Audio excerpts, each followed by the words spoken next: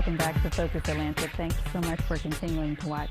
In this segment, we're going to talk a little bit with Renee Watson about her newest book and her book signing here in Atlanta.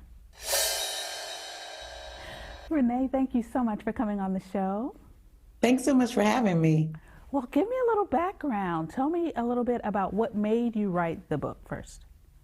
So I grew up reading poetry. I know most people know me for my fiction and writing for young people, writing novels, but poetry is my first love. And so this feels like a returning to myself and wanting to share some of my story because I write fiction mostly. This was an opportunity for me to share with folks my real story of who I am, where I come from. And it's almost, I feel like it's a love letter to Black girls, to Black women, and my way of just being in fellowship with sisterhood and saying, let's talk, let's commune together and heal each other, hopefully, through these words. I love that. And I was going to ask you, was poetry your first love because it was therapeutic for you? Was it something that you were doing to, you know, a means to an end?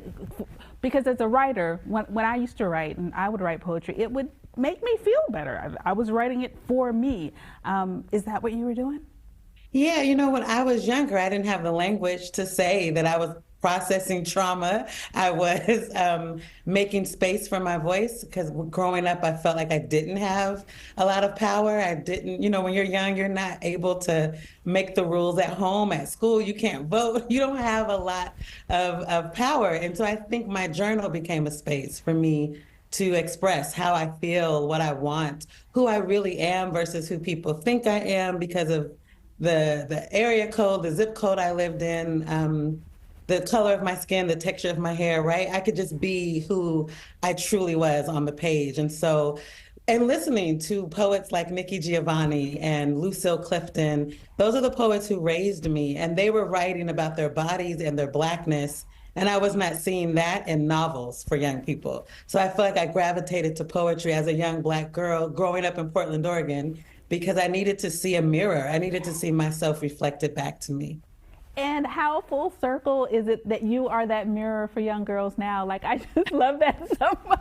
Thank you. I hope so. Yeah, it is. It feels, I'm so honored that I'm trusted by educators and parents to spend time with their young person. You know, I don't take that lightly at all, that I get audience with young people. I think reading is a form of listening. So every time a child is opening a book, they're listening to what I have to say. And so I want to say something that matters. And I want them to feel seen and validated. Oh, I love it so much. So for you, because obviously for us, when you come to town and we see you and we get to hear you speak the word, you know what I mean? To do a poetry, to do a reading of your work for the outside looking in, for those of us who are listening, it feels so personal. We feel like, you know, we have a front row seat to everything that you were feeling when you were writing that piece. What is it like for you? Oh, at that point, that's the best part of writing for me is when I get to share it. You know, writing is such an isolating thing. I'm by myself a lot and just with my thoughts. And so being at a reading and engaging with the audience is the best part of the making process for me because I get to share the work and get the responses from folks.